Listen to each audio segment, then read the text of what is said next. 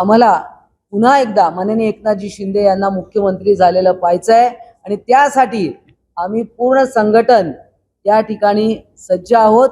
येणाऱ्या काळात शिंदे साहेब पुन्हा मुख्यमंत्री व्हावे ही आमची लाडक्या बहिणींची इच्छा आहे। आपल्याला माहिती आहे शुगर फ्री मिठाई पण बनतात ना, लोक आजकाल काय प्रिफर करतात, शुगर फ्री।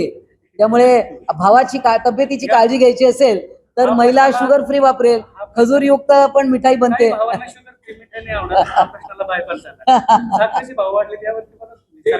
बघा आता अनेक समस्या असतात, तर काही समस्यांच्या कधी भाव वाढवावे लागतात, काही वेळा भाव कमी देखील होतात। बघा ग्रामीण भागातील महिला घरी सुद्धा गोडधोड पदार्थ तयार करतात। भाव जेवायला आला श्रीखंड करतील किंवा काही पण।